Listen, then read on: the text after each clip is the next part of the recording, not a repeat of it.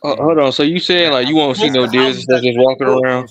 They don't make no Like fucking instead house with around no here, you'll fucking see zinc roof in like Mississippi. around here, you'll see deers. You'll make Oh, might okay. see deers Yeah. and stuff. I don't think So you so. ain't gonna see, like I said, it's just like over here. Like you're gonna see deers, but if you want to go fucking see a bear, you gotta go. I mean, I to just had a bear in my backyard the other day.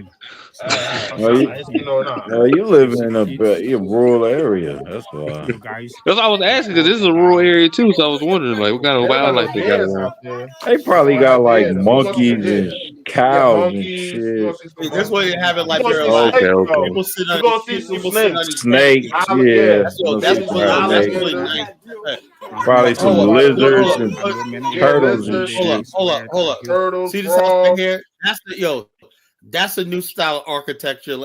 Indigenous Liberians have this new type of architecture. You know, I think they started doing this back in the 60s, where it's like this, and it's more modernized. You know, it's a hut, but it's more modernized. See how it's built like this?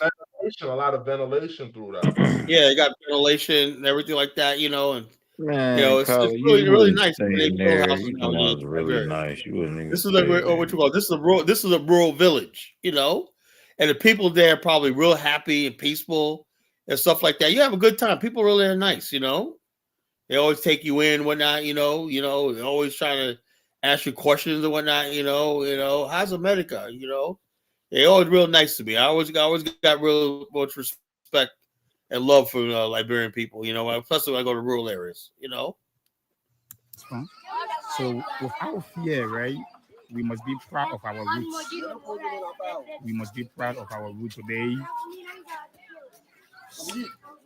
Many of us always forgetting about our roots.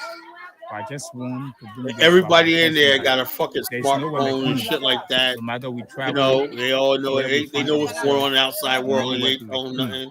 You know, they got laptops and everything like that. They got Wi-Fi. All that shit here, man. You know, they got flat screen TVs.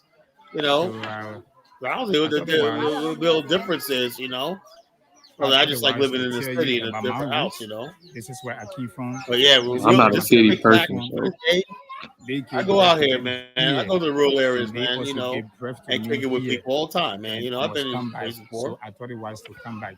So rather, they can no longer go in the village, in the butchers for latrine, but they use this place right here for latrine. That's the most important part. The latrine, where you go to the restroom at. That's the most important thing. Before, you know, they went back it's like a in the communal US, restroom. You know, to say, hey, let our mother, let our brother, those younger ones we left back home, stop going in the bushes for latrine. So they rented this building right ahead of you. You go in for bike and you go in. Hey, to use the restroom. So you see there, it was donated by Sister Etta Moore and Mr. Obidiah Moore. But unfortunately, Brother Obidiah Moore met his untimely What death. up, Jay Mill? What's going on, Jonathan? Last year. What about FBA, brother? That's right. FBA in this, you know what it is. Forgot about their brother and sister. They never forgot about their roots. But you guys get the idea. This is what a freaking modern village in Liberia looks like. That's what this village of thing, you know. The CI town. This town take the whole crown name. The town. Every guy said latrine, not sleeping there. Well, what's wrong with latrine? At least you got someplace to go. You know, at least you got someplace to go. And then they got Ain't these you gonna sleep there, Carla? Don't you want to know? stay there for a week? So they also thought it was like, hey, we must. I wouldn't stay there for a week, but if I had to crash there for the night, I would. You know,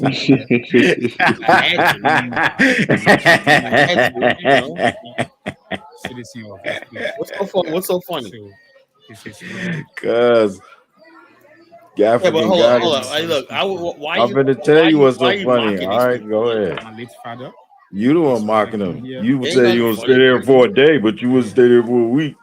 You were marking them. It wouldn't even matter. It's like this, you know, if I had to stay in a village or whatnot, you know, there would have to be a reason for staying in a village other than I want to stay in a village, you know. But if I had to be there, whatever like that, if I had work to do or something like that, I do it. I make it. I try to make it work. You know, as long as where I stay at is clean, I got a bed and stuff like that. You know, it's all good. So you see that. But that's Liberia, man. That's the country, you know. Cocoa people come here to also purchase or sing. Yeah, look, if that's all they have, right? African goddess, that's all they have. That's what you gotta use. That's what the whole thing.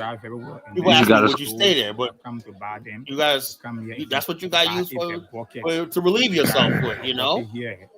So, like I said, I like having a toilet. I like having a shower. I like all these things. So So if he's asking me, would you take a week with, you know, doing a bucket bath and using latrine and all that shit like that? Can I do that for a week? No. An outhouse? No, I can't do that. You know, I can't do that. If I had to, I would, you know.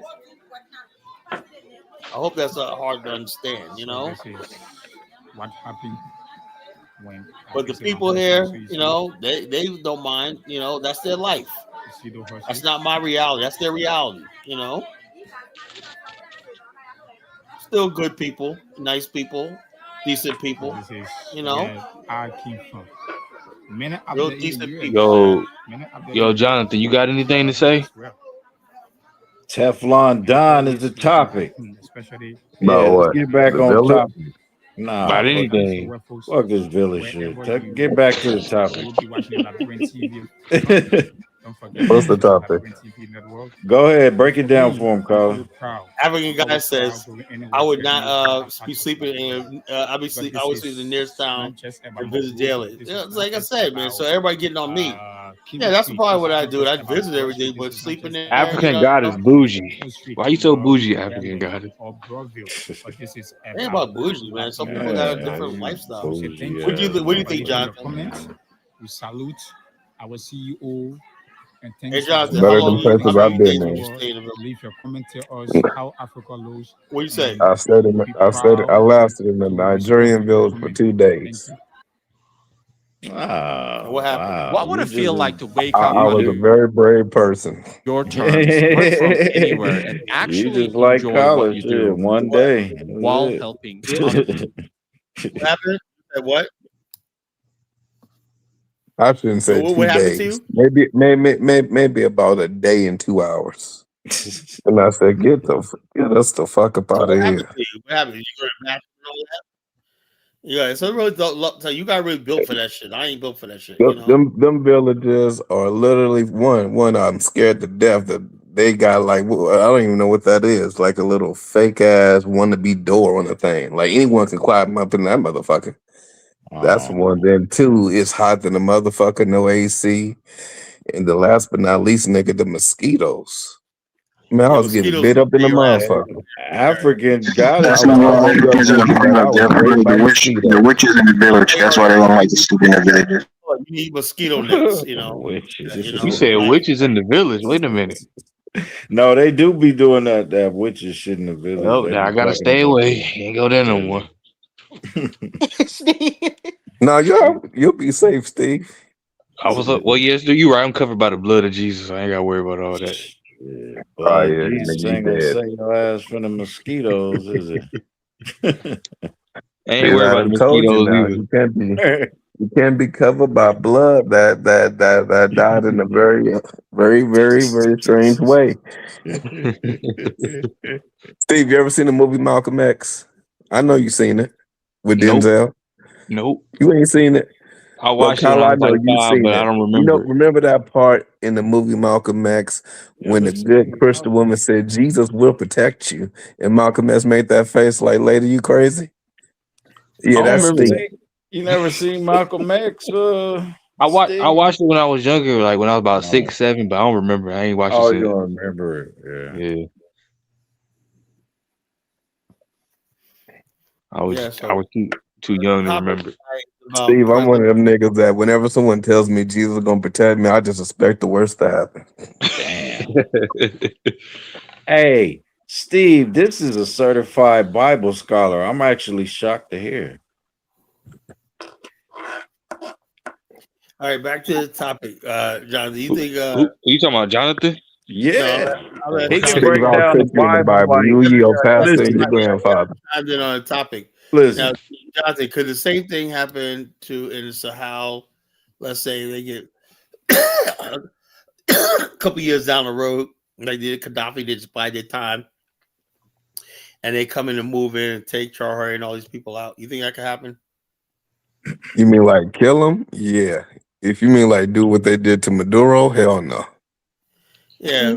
So you think the United States is going to let all that money they bankroll for France and the gold mines, uranium mines? You think they're going to let that slide?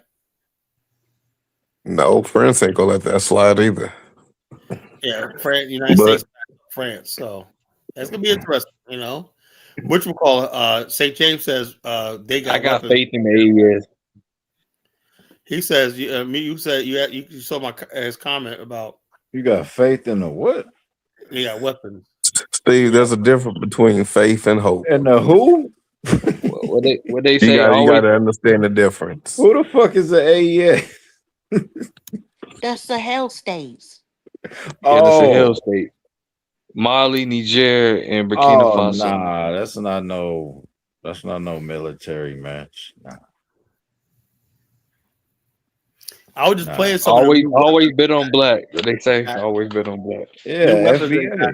Always bet on Steve, my nigga, as pro-black as I am, if you've been betting on black for the last 500 years, nigga, you are down and out. Nigga, I'm one of them niggas. Listen, I hope for black, but nigga, all my money's on the white man.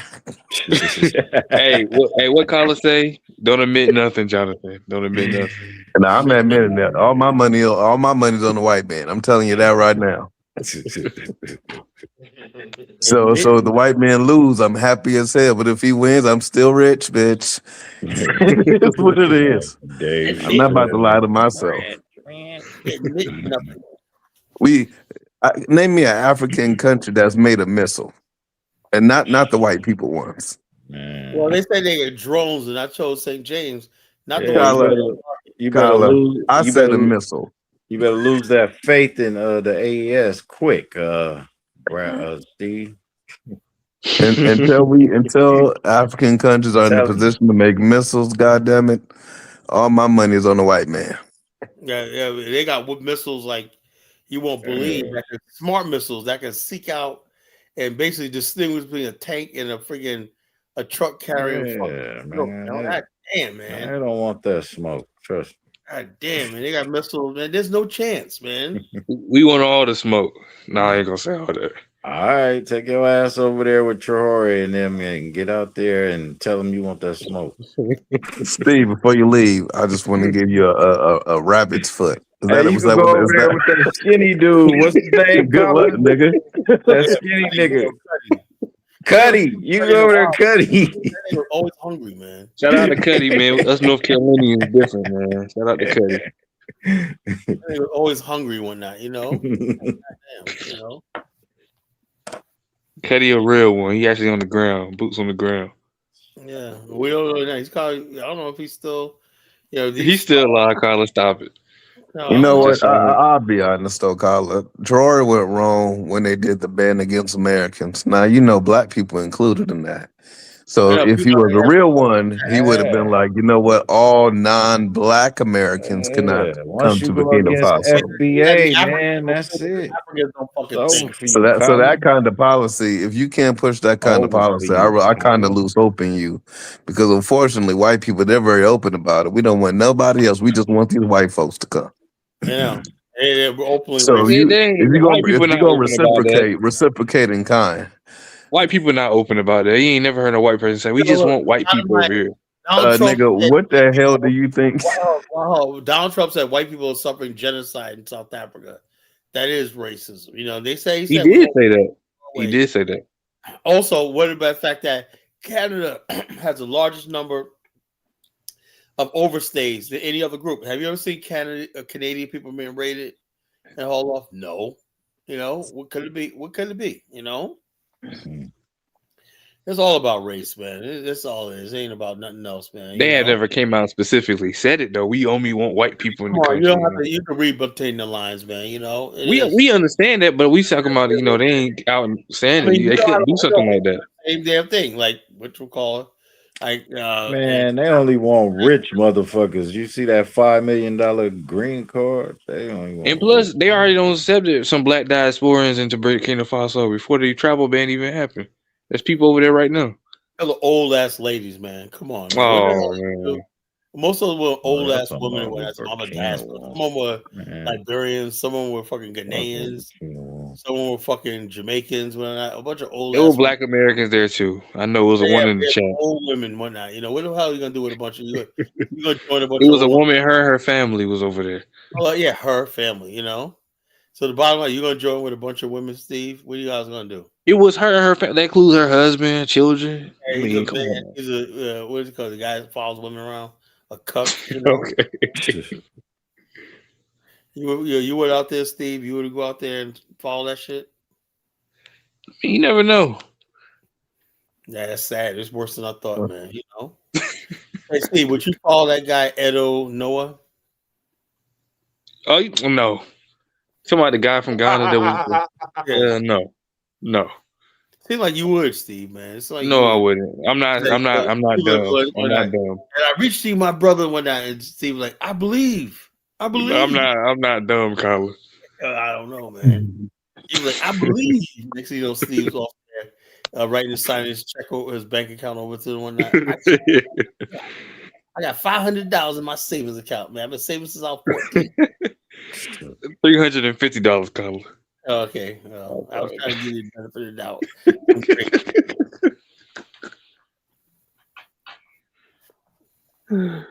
Well, I like having some good times talking to you guys, not without that 1770. Harry comes now. What's it? He said let him on when the show ends. He said let him on when the show ends. It never goes away. It's like, dude, man. It's like, dude. Look, like the puppy that you like, the straight puppy, huh? Yeah, man. It's like, dude, man. I don't like brothers who fucking like white women. That's what it is. That's my prejudice towards them, you know. Oh, Kyla. You don't like him because he like white women? I tried. Is that it? I have friends of mine that are in that relationship, right? They don't sit there and be like telling me, "Oh, you gotta try a white woman." Or this guy, you know, oh, Kyla knows he wants a white woman. No, nigga, I don't. You know, these motherfuckers are crazy. You know, he trying to break you, Kyla. He gonna break you. There's He no gonna break you. Sorry, you know. He gonna break you. He gonna get you.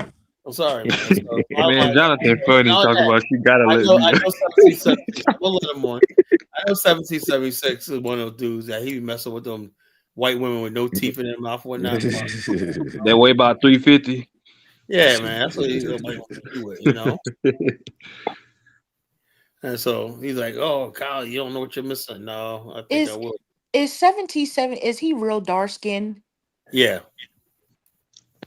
I think that's what it is. Yeah, color thing. Because it seems like a lot of dark skinned men, they love light skin or white women. It seems like that's true. Yeah. What you call it? All right, 1776. What say you? Got the mic. Where the white women at? Hey, where the white women at? You know. Your last what was it? What was it? The Pan Africanist Award show, whatever it was called, right? 1770 should have been a category for funniest person. 1776 would have won. Jonathan runner up though. It should have been a category for nigga that got kicked off the most. Honestly, a lot of white women like dark skin women. 76. A lot of white women. I would say like this. It's 17. Like this. Nah, I still As long Elvis. as you keep putting that out Nah, there. he kicked 76 off like 10 times already. That ain't nothing. Elvis holds a record. Shit, you know, like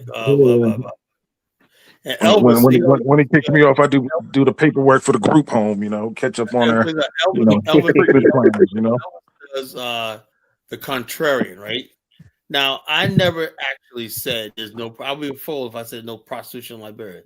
But what I was saying was, we normally think of prostitution as a bunch of women on a street corner flagging down cars. When you don't see that. Was you listening in on that one, Jonathan? Like that, the many clubs they have, yes.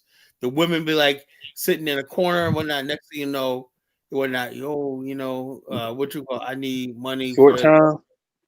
You know, that happens. Of course it does. You know, it happens all the time. But, you know, that's what I'm saying. I never said that there was no prostitution. It's a poor country. Of course there is, you know? So I mean, there's prostitution in rich countries. I mean, of course you're gonna have it in poor countries. You go to Figueroa, California. Jonathan knows about that. Figueroa. It's fucking Shout out to the ladies on Figueroa. I'm a big fan of the hoes on International Boulevard in Oakland. God bless Nah, them. we can't praise them, Jonathan. Come on. Well, we can't praise them. Jesus walked around with a hoe. What you talking about? Oh my Hey, I'm Gotcha, telling you, Steve. you can't. Hey, it's only two I don't people think that she I was home know when Jesus All you was can do walking is around laugh, with her. Steve, huh? that I know don't the think Bible I better don't than think she was home Jonathan. when Jesus was walking around with her, man. I don't know It's about that only one. two other people that I know. That was her past life. According to who? Trust me, you don't know shit about the Bible compared to John.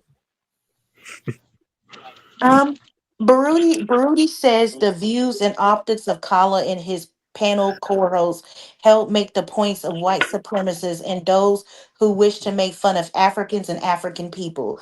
I'm What sitting a there defending racist and race Africans. What hate. are you talking about? You know? Rudy's crazy, man. Stone cold crazy, man. What is he talking about? You know? What am I supposed to do? What he wants me to do is be an African bootlicker. You know? That's what it is. Hey, yo, You know? Baruti, call in, man. I never heard Baruti voice before. He wants me to be Call an African. Look, Nah, they Rudy's not a real person. Kyler know him. He's AI. Hey, look, I know, Wait, but I wait, never wait, heard wait. him. let me Rudy says Kyla spent time in white folks' home as a child. He was a fucking child. Yeah, Damn, what is that Rudy. I supposed to mean, I know mean? y'all dumb, but god damn, don't be that dumb. What does that mean? The hell? As a kid, I was in a fucking Asian person's house, in a white person's I house. was in a white person house as a child. One of my favorite My Netflix mama wouldn't let documentaries. me. My mama wouldn't let me do I that. like to summarize tonight on one thing, right? Steve, you live in the middle of nowhere. If you went to a white Jonathan, person's house, were you nigga, you able to wasn't watch coming that back. were you Your able to mama watch was that smart. Netflix documentary called Olatore about Nigerian prostitution? It was a good show on Netflix. Did you catch it? Nah. There's DuVernay, she made it about, it's prostitution, human trafficking in Nigeria. It's a real powerful, man. I cried episode 1 a little bit. I think Nigerian women are the most trafficked globally. Yeah, but like the guy, he was like a smooth pimp. He was a smooth pimp, Yeah, man. because there's so many. The rural area, Spain. He was like, I'm like, he said, "Are you a Christian girl?"